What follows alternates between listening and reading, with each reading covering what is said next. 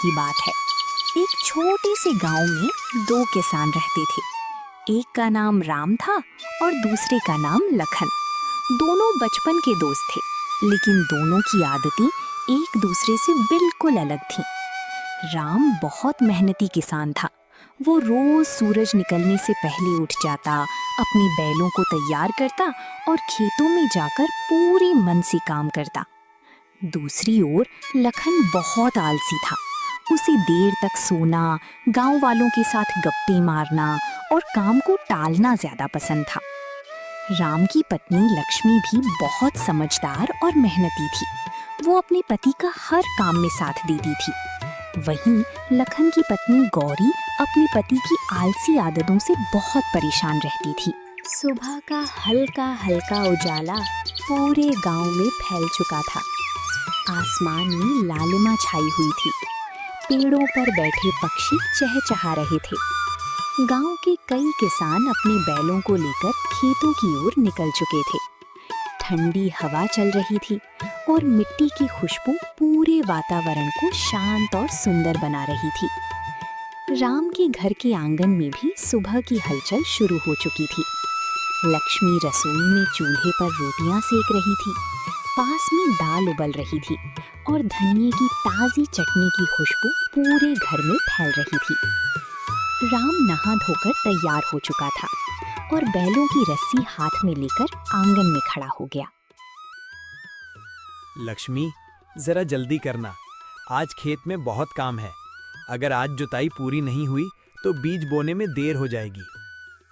लक्ष्मी रसोई से बाहर आई और मुस्कुराते हुए बोली, सब तैयार है जी। आप तो सुबह होते ही खेतों की चिंता करने लगते हो। पहले थोड़ा आराम से बैठकर पानी तो पी लीजिए। आराम का समय बाद में मिलेगा। इस बार मौसम अच्छा है। अगर मेहनत ठीक से कर ली तो फसल भी खूब होगी। लक्ष्मी मिट्टी के घड़े से पानी लाकर राम को देती है। ये लीजिए पानी। और सुनिए, धूप ज्यादा हो जाए तो थोड़ी देर पेड़ के नीचे आराम भी कर लेना। तुम हर बात की इतनी चिंता क्यों करती हो? क्योंकि आप पूरे दिन खेतों में लगे रहते हो, खुद का ध्यान ही नहीं रखते। राम हल्का सा मुस्कुराया। अगर मैं मेहनत नहीं करूंगा तो हमारा घर कैसे चलेगा? बच्चों की पढ़ाई, घर का खर्चा सब खेतों से ही तो चलता है। तभी अंदर से राम का छोटा बेटा दौड़ता हुआ आया। बाबा, क्या मैं भी आपके साथ खेत चलूं? अभी नहीं बेटा, पहले तुम बड़े हो जाओ, फिर मेरे साथ पूरा खेत संभालना। मैं भी आपकी तरह मेहनती किसान बनूंगा। लक्ष्मी हंस पड़ती है। पहले स्कूल की पढ़ाई पूरी करो, फिर किसान बनना। तभी राम की छोटी बेटी भी बाहर आ जाती है। बाबा, मेरे लिए मेले से लकड़ी वाली गुड़िया लाओगे ना? अगर इस बार फसल अच्छी हुई ना तो तुम्हारे लिए सबसे सुंदर गुड़िया लाऊंगा। सच? हाँ, बिल्कुल सच। दोनों बच्चे खुश होकर अंदर भाग जाते हैं। लक्ष्मी एक कपड़े में रोटियां, प्याज, हरी मिर्च और चटनी बांधकर लाती है। ये लीजिए आपका खाना, समय पर खा लेना। तुम हर दिन इतना स्वादिष्ट खाना कैसे बना लेती हो? जब मन में अपने परिवार की खुशी हो तो साधारण खाना भी स्वादिष्ट बन जाता है। राम भावुक होकर लक्ष्मी की तरफ देखता है। सच कहूं लक्ष्मी, तुम्हारे साथ की वजह से ही मैं इतनी मेहनत कर पाता हूँ। और मैं इसलिए खुश हूँ क्योंकि मेरे पति मेहनत से कभी पीछे नहीं हटते। राम बैलों को लेकर चलने लगता है। सुनिए, क्या हुआ? जल्दी वापस आ जाइएगा। बच्चे शाम को आपका इंतजार करते रहते हैं। ठीक है, कोशिश करूंगा। राम बैलों को लेकर खेत की ओर निकल पड़ा। रास्ते में उगते सूरज की किरणें उसके चेहरे पर पड़ रही थीं। उसके चेहरे पर थकान नहीं, बल्कि उम्मीद दिखाई दे रही थी। उधर लखन के घर का माहौल बिल्कुल अलग था। सूरज काफी ऊपर आ चुका था। गांव की ज्यादातर किसान खेतों में पहुंच चुके थे, लेकिन लखन अब तक गहरी नींद में सो रहा था। उसके कमरे में चारों तरफ कपड़े बिखरे पड़े थे। खिड़की से आती तेज धूप सीधी उसके चेहरे पर पड़ रही थी। फिर भी वो आराम से खर्राटे ले रहा था। रसोई में गौरी परेशान होकर काम कर रही थी। हे भगवान, ये आदमी कभी नहीं सुधरेगा। वो गुस्से में कमरे की ओर जाती है। अजी, सुनते हो? उठिए, कब तक सोते रहोगे? लखन करवट बदलती हुई बोला। थोड़ी देर और सोने दो ना। थोड़ी देर? सूरज सिर पर आ गया है, पूरा गांव खेतों में पहुंच गया और आप अभी तक बिस्तर नहीं छोड़ रहे? अरे भाग्यवान, सुबह सुबह इतना क्यों चिल्लाती हो? खेत कहीं भागे जा रहे हैं क्या? खेत नहीं भाग रहे, लेकिन हमारी किस्मत जरूर भाग रही है। तुम्हें हर बात में परेशानी क्यों दिखती है? क्योंकि घर की हालत मैं देख रही हूँ। अनाज खत्म होने वाला है, पैसे नहीं बचे और आपको सिर्फ आराम चाहिए। लखन आंखें मलती हुई बैठ जाता है। तुम्हें लगता है मैं कुछ नहीं करता? करते हो, लेकिन बहुत कम। आधा समय तो गांव वालों के साथ चौपाल पर बैठकर बातें करने में निकाल देते हो। अरे आदमी थोड़ा आराम भी ना करे क्या? आराम तब अच्छा लगता है जब मेहनत की हो। लखन धीरे धीरे उठकर बाहर आता है। चलो अब कुछ खाने को दे दो। गौरी थाली में दाल चावल परोस देती है। फिर दाल चावल, घर में यही बचा है। कभी सब्जी, कभी मिठाई। कुछ अच्छा नहीं बना सकती क्या? अच्छा खाना आसमान से नहीं गिरता, उसके लिए मेहनत करनी पड़ती है। तुम हर बात में मुझे ही क्यों सुनाती रहती हो? क्योंकि मैं चाहती हूँ कि आप बदल जाओ। अच्छा बाबा, आज खेत चला जाऊंगा। सिर्फ चले मत जाइएगा, काम भी कर लीजिएगा। लखन खाना खाते खाते बाहर झांकता है। सामने से राम बैलों के साथ खेतों की ओर जाता दिखाई देता है। देखिए राम जी को, रोज सुबह सबसे पहले खेत पहुंच जाते हैं। बस बस, अब उसकी तारीफ मत शुरू करो। तारीफ इसलिए करती हूँ क्योंकि वो मेहनत करता है। ठीक है, आज मैं भी खूब मेहनत करूंगा। सच? हाँ, लेकिन पहले खाना आराम से खत्म करने दो। गौरी सिर पकड़कर रह जाती है, जबकि लखन आराम से खाना खाने में लगा रहता है। सुबह धीरे धीरे दोपहर में बदलने लगी थी। सूरज अब तेज चमकने लगा था। खेतों के ऊपर गर्म हवा चल रही थी, लेकिन फिर भी राम बिना रुके अपने काम में लगा हुआ था। उसके माथे से पसीना बह रहा था, कपड़े मिट्टी से भर चुके थे।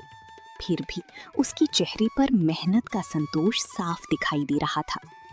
उसके बैल लगातार हल खींच रहे थे और मिट्टी की लंबी लंबी कतारें बनती जा रही थीं। राम हल चलाते हुए खुद से बोला, बस थोड़ा सा हिस्सा और बाकी है।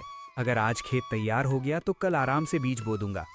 तभी दूर से लखन आता दिखाई दिया। उसके हाथ में एक लकड़ी थी और वो आराम से चलती हुई इधर उधर देख रहा था। उसके चेहरे पर ना थकान थी और ना काम की कोई चिंता। लखन पास आकर पेड़ की छांव में खड़ा हो गया। अरे राम भाई, सुबह से लगातार काम कर रहे हो क्या? राम हल रोककर मुस्कुराया। हाँ भाई, मौसम अच्छा है। ऐसे समय मेहनत कर ली जाए तो फसल भी अच्छी होती है।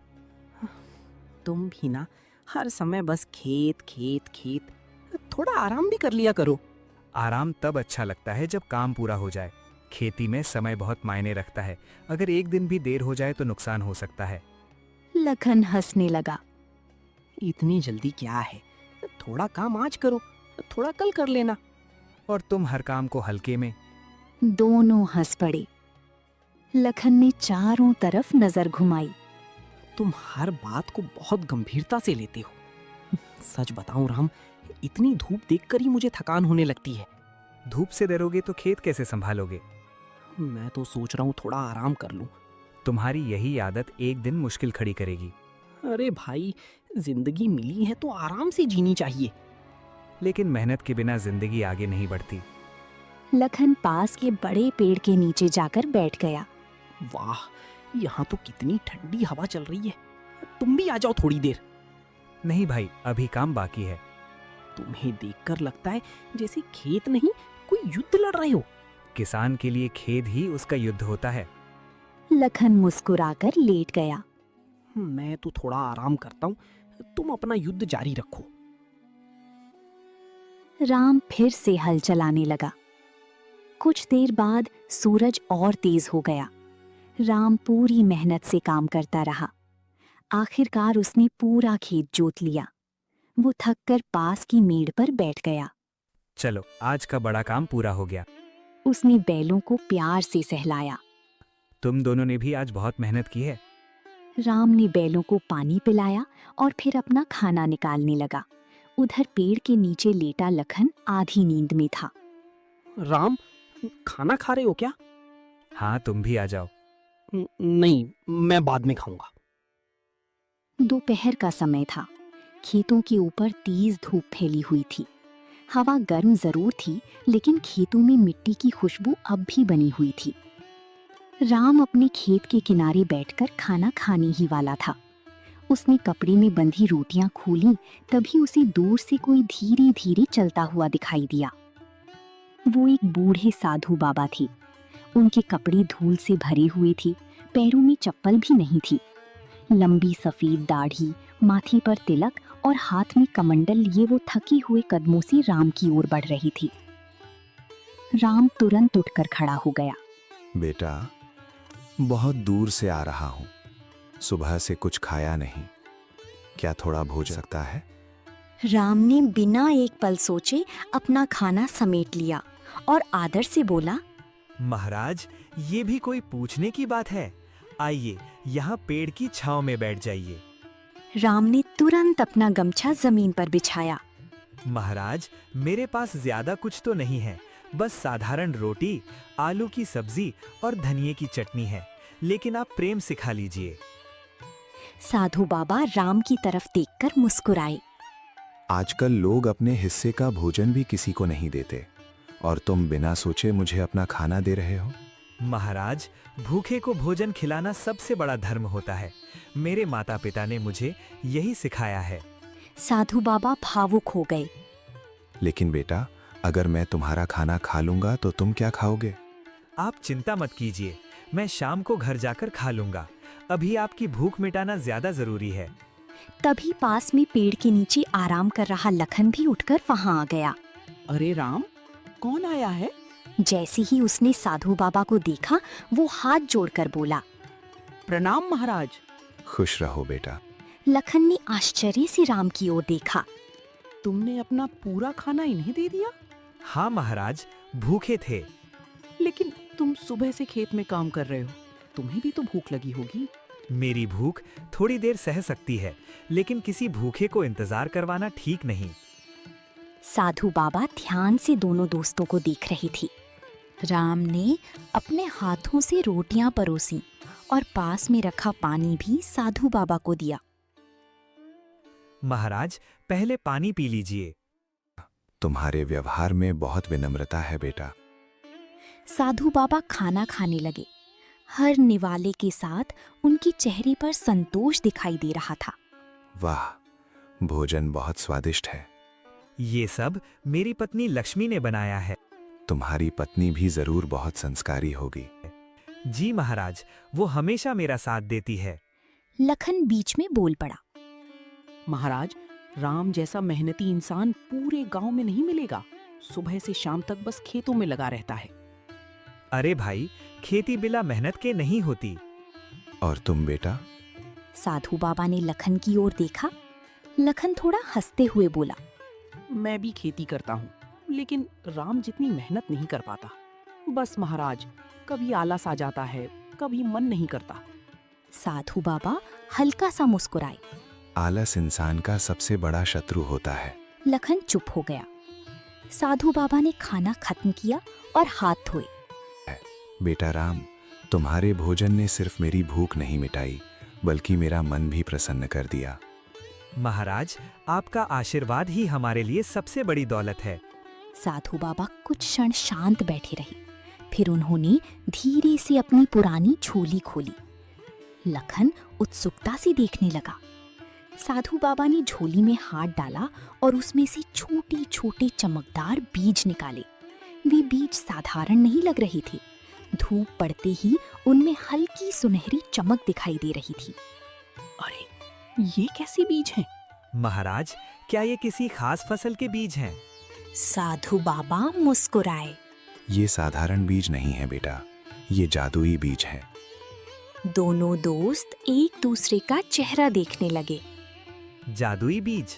हाँ, इन्हें अगर प्रेम, मेहनत और सच्चे मन से सींचोगे तो ये तुम्हें वही देंगे जिसकी तुम सबसे ज्यादा इच्छा रखते हो। मतलब बहुत सारा धन? धन भी, सुख भी और सफलता भी। लेकिन एक बात हमेशा याद रखना। कौन सी बात महाराज? इन बीजों में जादू जरूर है, लेकिन इनका जादू तभी काम करेगा जब तुम मेहनत करोगे। अगर ये जादुई हैं, तो फिर मेहनत करने की क्या जरूरत है? जादू खुद ही सब कर देगा ना। साधु बाबा धीरे से हंसे। यही गलती ज्यादातर लोग करते हैं बेटा। वे सोचते हैं कि बिना मेहनत के सब कुछ मिल जाए। तो क्या सिर्फ बीज होने से फायदा नहीं होगा? नहीं, याद रखो, जादू उसी के लिए काम करता है जो उसकी कदर करता है। बिना मेहनत के कोई फल नहीं मिलता। राम ध्यान से हर बात सुन रहा था। महाराज, मैं इन बीजों की पूरी देखभाल करूंगा, रोज पानी दूंगा और मेहनत करूंगा। तुम्हारी लगन तुम्हें जरूर फल देगी। लखन ने भी बीज हाथ में लेते हुए कहा। मैं भी कोशिश करूंगा। साधु बाबा ने दोनों के सिर पर हाथ रखा। भगवान तुम्हारा भला करे, तुम्हारे खेत हमेशा हरे भरे रहें। हवा अचानक थोड़ी ठंडी हो गई। ऐसा लगा जैसे पूरे वातावरण में एक अलग शांति फैल गई हो। राम और लखन दोनों आदर से झुक गए। प्रणाम महाराज।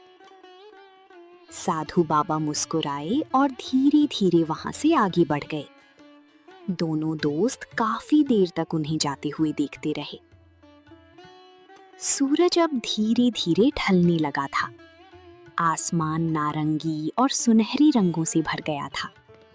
खेतों से लौटते किसान अपने बैलों और औजारों के साथ गांव की ओर जा रहे थे। हवा में शाम की ठंडक घुलने लगी थी। राम और लखन भी अपने अपने खेतों से लौट रहे थे। दोनों के हाथों में साधु बाबा द्वारा दिए गए जादुई बीज थे। चलते चलते दोनों बार बार उन बीजों को देख रहे थे। कुछ देर तक दोनों चुप रहे। फिर राम ने धीरे से कहा, लखन, मुझे ऐसा लग रहा है जैसे हमारी जिंदगी बदलने वाली है। हो सकता है। तुमने देखा ना, उन बीजों में कैसी चमक थी।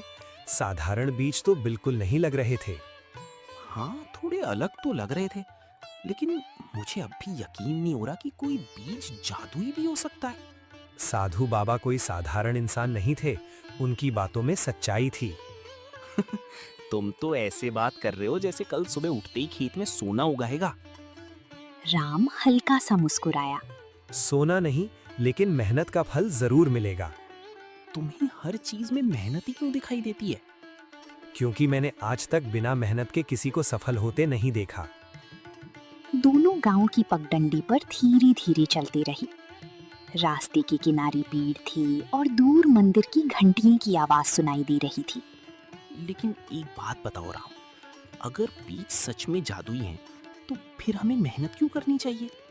क्योंकि साधु बाबा ने साफ कहा था कि जादू सिर्फ उसी के लिए काम करता है जो उसकी कद्र करता है। मुझे तो लगता है वो बस हमें सीख दे रहे थे। सीख भी बहुत बड़ी चीज होती है। तुम्हें सच में लगता है कि इन बीजों से हमारी किस्मत बदल सकती है? अगर हम सही तरीके से काम करें तो जरूर बदल सकती है। और अगर कुछ नहीं हुआ तो कम से कम हमें ये पछतावा नहीं होगा कि हमने मेहनत नहीं की। तुम्हारी यही बात मुझे सबसे अलग लगती है। तुम हर हालत में मेहनत करने को तैयार रहते हो। और तुम्हारी यही आदत मुझे परेशान करती है कि तुम हर काम को कल पर छोड़ देते हो। दोनों हंस पड़ी। थोड़ी दूर चलने के बाद राम ने फिर बीजों की ओर देखा। मैं तो कल सुबह सूरज निकलने से पहले ही खेत में पहुंच जाऊंगा। इतनी भी क्या जल्दी है? बीज जितनी जल्दी मिट्टी में जाएंगे उतना अच्छा होगा। मैं तो पहले आराम करूंगा, फिर आराम से जाकर बो दूंगा। यही फर्क है हम दोनों में। तुम हमेशा काम के पीछे भागते रहते हो। और तुम हमेशा काम से भागते रहते हो। तभी रास्ते में उन्हें गांव की कुछ किसान मिली। राम, तुम्हारे पौधे तो पूरे गांव में सबसे अच्छे दिखाई दे रहे हैं। हाँ काका, आज खेत में एक साधु बाबा मिले थे। उन्होंने हमें जादुई बीज दिए हैं। सभी किसान आश्चर्य से एक दूसरे का चेहरा देखने लगे। हाँ, लेकिन उन्होंने कहा है कि इनकी खूब मेहनत और देखभाल करनी होगी। तो फिर ये बीज जरूर खास होंगे। बस देखते हैं क्या होता है। किसानों से बात करके दोनों आगे बढ़ गए। अब गांव पास आ चुका था। घरों से खाना बनने की खुशबू आ रही थी। बच्चे गलियों में खेल रहे थे। लखन, मैं सच कह रहा हूँ, मुझे इन बीजों से बहुत उम्मीद है। और मुझे बहुत ज्यादा उम्मीद नहीं है, क्यों? क्योंकि जिंदगी में इतनी आसानी से कुछ नहीं मिलता। सही कहा, इसलिए तो मेहनत जरूरी है। तुम फिर मेहनत पे आ गए। क्योंकि असली जादू मेहनत में ही होता है। लखन ने हल्की मुस्कान के साथ सिर हिलाया। ठीक है भाई, देखते हैं तुम्हारी मेहनत जीतती है या मेरा आराम। ये तो समय ही बताएगा। दोनों गांव के मोड़ पर पहुंचे, जहां से उनके रास्ते अलग होते थे। अच्छा भाई, मैं चलता हूँ, कल सुबह जल्दी खेत जाना है। और मैं थोड़ा आराम करूंगा। बस यही आदत बदल लो। कोशिश करूंगा।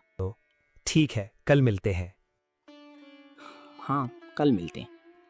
दोनों दोस्त अपने अपने घरों की ओर बढ़ गए, लेकिन दोनों के मन में उन जादुई बीजों को लेकर अलग अलग विचार चल रहे थे। राम के मन में उम्मीद और मेहनत थी, जबकि लखन के मन में सिर्फ आसान सफलता पाने का सपना। शाम ढल चुकी थी। गांव के छोटे छोटे घरों में दिए जलने लगे थे। आसमान में हल्का अंधेरा फैल चुका था और दूर मंदिर से आरती की आवाज सुनाई दे रही थी। राम धीरे धीरे अपने घर की ओर बढ़ रहा था। उसके चेहरे पर थकान जरूर थी, लेकिन आज उसकी आंखों में एक अलग ही चमक थी। उसके हाथ में कपड़ी में लिपटी हुई वे जादुई बीज थे, जिन्हें वो बार बार संभाल कर देख रहा था। जैसे ही राम घर के आंगन में पहुंचा, उसकी बच्ची दौड़ती हुई उसके पास आ गई। बाबा आ गए, बाबा आ गए। क्या हमारे खेत में बहुत सारे बड़े बड़े फल उगेंगे?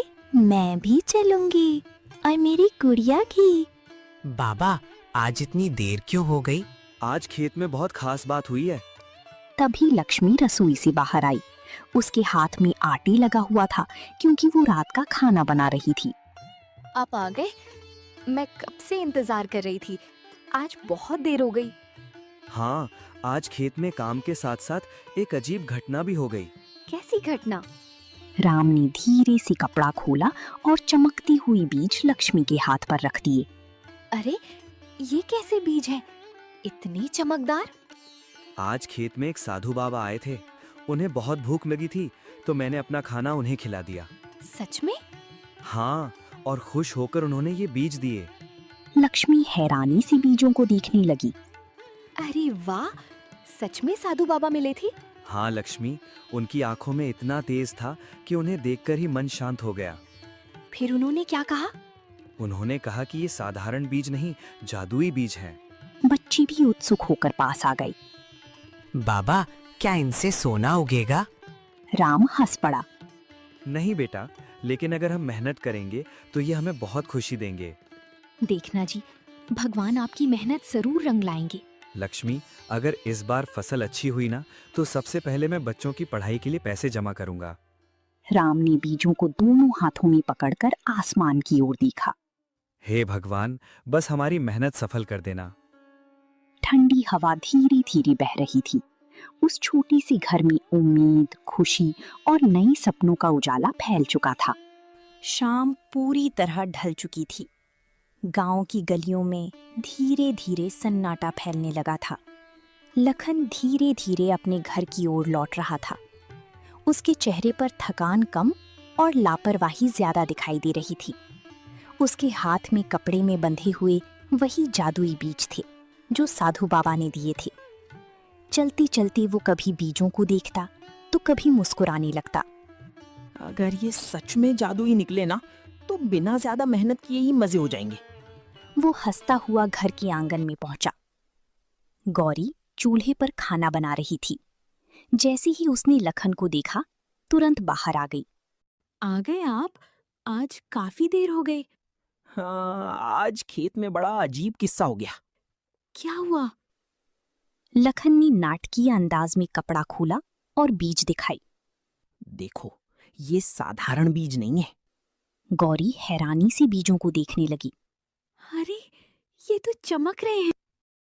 हाँ, आज खेत में एक साधु बाबा आए थे। उन्होंने हमें ये जादुई बीज दिए। सच में साधु बाबा? हाँ, पहले तो राम ने उन्हें अपना खाना खिला दिया, फिर खुश होकर बाबा ने हमें ये बीज दिए। तो आपने भी उनकी सेवा की? लखन थोड़ा अटकते हुए बोला। हाँ, मतलब मैं भी वहीं था। मुझे पता है, खाना तो जरूर राम जी ने ही खिलाया होगा। अरे मैंने भी प्रणाम वणाम किया था। फिर बाबा ने क्या कहा? उन्होंने कहा कि ये जादुई बीज हैं, इन्हें बो दो, फिर सब अच्छा होगा। सिर्फ इतना ही कहा? और क्या चाहिए, जादुई बीज हैं, यही बहुत बड़ी बात है। देखिए, इन्हें हल्के में मत लीजिए। मुझे लगता है ये बीज सच में खास हैं। अगर इतने खास हैं तो अपने आप ही फसल दे देंगे। फसल खेत में मेहनत से उगती है, बातों से नहीं। तुम देखना, बिना ज्यादा मेहनत किए भी इस बार खूब फसल होगी। अगली सुबह गांव में हल्की ठंडी हवा चल रही थी। आसमान में सूरज की पहली किरणें फैलने लगी थीं। गांव के कई किसान अपने अपने खेतों की ओर निकलने लगे थे। राम के घर में भी सुबह जल्दी हलचल शुरू हो चुकी थी। लक्ष्मी रसोई में चूल्हे पर रोटियां सेक रही थी। आज उसके चेहरे पर अलग ही खुशी थी, क्योंकि आज जादुई बीज बोने का दिन था। उधर राम नहा धोकर पूरी तैयारी के साथ आंगन में खड़ा था। उसने बीजों को एक साफ कपड़े में बहुत संभाल कर बांधा हुआ था। लक्ष्मी, आज का दिन हमारे लिए बहुत खास है। मुझे लगता है ये बीज हमारी जिंदगी बदल सकते हैं। भगवान ने चाहा तो जरूर बदलेंगे, लेकिन याद रखिए, मेहनत में कोई कमी नहीं होनी चाहिए। तुम चिंता मत करो, मैं आज खेत की मिट्टी भी अच्छे से तैयार करूंगा। लक्ष्मी मुस्कुराते हुए उसके पास आई और खाने की पोटली हाथ में देते हुए बोली, ये लीजिए आपका खाना, समय पर खा लीजिएगा। पिछली बार की तरह काम में इतना मत खो जाइएगा कि खाना खाना ही भूल जाओ। अरे, आज तो खुशी के मारे भूख भी कम लग रही है। खुशी अपनी जगह है, लेकिन शरीर का ध्यान रखना भी जरूरी है। अच्छा, अब मैं चलता हूँ। भगवान आपका काम सफल करे। राम खेत की ओर निकल पड़ा। खेत पहुंचकर उसने सबसे पहले मिट्टी को हाथ में लेकर देखा। मिट्टी थोड़ी सूखी है, पहले इसे नरम करना पड़ेगा। उसने बैलों से दोबारा हल चलाया ताकि मिट्टी अच्छी तरह तैयार हो जाए। वो एक एक बीज को बहुत ध्यान से बोने लगा। बीज बोते समय भी उसके चेहरे पर सम्मान और उम्मीद दिखाई दे रही थी। बीज बोने के बाद उसने पूरे खेत में खूब पानी दिया। काम खत्म होने के बाद भी वो काफी देर तक खेत को देखता रहा। अब सब भगवान और मेहनत के भरोसे है। उधर लखन के घर का माहौल बिल्कुल अलग था। सूरज काफी ऊपर आ चुका था, लेकिन लखन अब भी गहरी नींद में सो रहा था। गौरी कई बार उसे जगा चुकी थी। अजी, सुनते हो, आज बीज बोने हैं और आप अभी तक सो रहे हो। लखन करवट बदलते हुए बोला। अरे उठ के आना, इतना क्यों परेशान हो रही हो? परेशान ना हूं तो क्या करूं? राम जी तो सुबह सुबह खेत पहुंच गए होंगे। तुम्हें हर समय बस राम की ही चिंता रहती है। मुझे हमारे घर की चिंता है। देखिए, आज काम ध्यान से कीजिएगा। साधु बाबा ने साफ कहा था कि इन बीजों की अच्छे से देखभाल करनी होगी। हाँ हाँ, सब याद है। बीज जल्दी जल्दी मत बो दीजिएगा, मिट्टी ठीक से तैयार कर लीजिएगा। इतनी मेहनत की क्या जरूरत है? बीज जादुई हैं। जादुई है, लेकिन मेहनत भी जरूरी है। कम से कम खाना समय पर खा लेना। अच्छा बाबा, जा रहा हूँ। लखन आलस भरे कदमों से खेत की ओर निकल पड़ा। जब वो खेत पहुंचा, तब तक धूप काफी तेज हो चुकी थी। उफ, इतनी गर्मी में काम करना पड़ेगा। लखन ने चारों तरफ देखा। उसने बिना ठीक से मिट्टी तैयार किए ही जल्दी जल्दी बीज बोना शुरू कर दिया। बस ऐसे ही डाल देते हैं, जादुई बीज हैं, खुद ही उग जाएंगे। कुछ बीज सही जगह गिरे, कुछ ऊपर ही रह गए। उसने ठीक से मिट्टी भी नहीं डाली। इतना काफी है। फिर वो थोड़ी देर बैठ गया। जब बीज जादुई हैं तो ज्यादा मेहनत करने की जरूरत ही क्या है? उसने आलस से थोड़ा सा पानी खेत में छिड़का। उसे जल्दी घर लौटने की पड़ी थी। वो बिना खेत को ठीक से देखे ही वापस लौट गया। उधर राम अपने खेत में खड़ा होकर पौधों की भविष्य की सपनी देख रहा था, जबकि लखन बिना मेहनत किए ही अच्छे परिणाम की उम्मीद लगाए बैठा था। दिन धीरे धीरे गुजरने लगे। गांव में मौसम बदलने लगा था। कभी हल्की धूप निकलती तो कभी ठंडी हवा खेतों को छूकर गुजर जाती। खेतों में छोटे छोटे पौधे उगने लगी थी। हर किसान अपनी फसल की देखभाल में लगा हुआ था।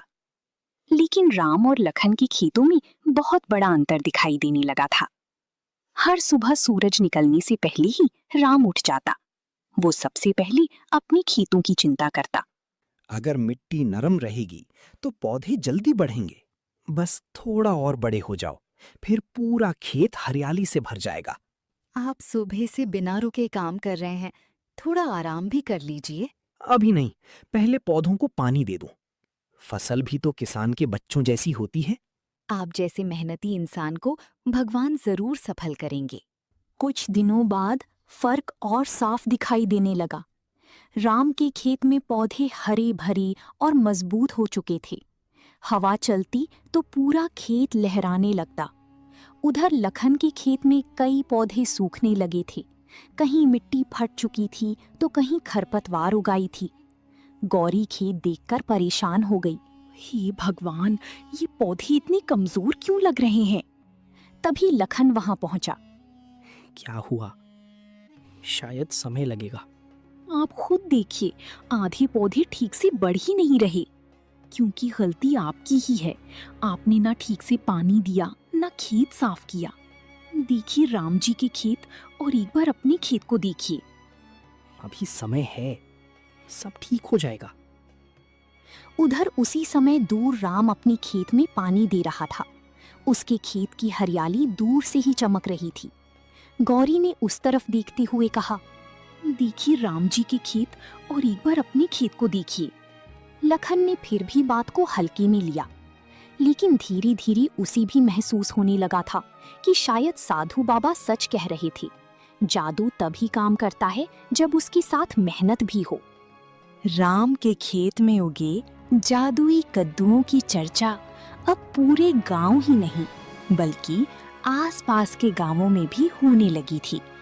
लोग दूर दूर से उसकी फसल देखने आते थे। हर कोई उन विशाल चमकदार कद्दुओं को देखकर हैरान रह जाता। कुछ ही दिनों में बाजार के व्यापारी भी राम के घर पहुंचने लगे। उधर लखन के मन में अपनी गलती का पछतावा अभी भी था। उस रात वो काफी देर तक सो नहीं। मैं हमेशा आसान रास्ता ढूंढता रहा। अगर इंसान अपनी गलती मान ले तो वही सबसे बड़ी शुरुआत होती है। लखन की आंखों में आत्मविश्वास लौट चुका था। सूरज धीरे धीरे ढल रहा था और पूरे खेत सुनहरी रोशनी में चमक रहे थे। राम और लखन अपने अपने खेतों की ओर देखने लगे। अब दोनों दोस्तों के बीच सिर्फ दोस्ती ही नहीं बल्कि मेहनत और सीख का रिश्ता भी था। शिक्षा, मेहनत, धैर्य और लगन से किया गया काम ही असली जादू होता है। जो इंसान मेहनत से भागता है उसे पछतावे के अलावा कुछ नहीं मिलता।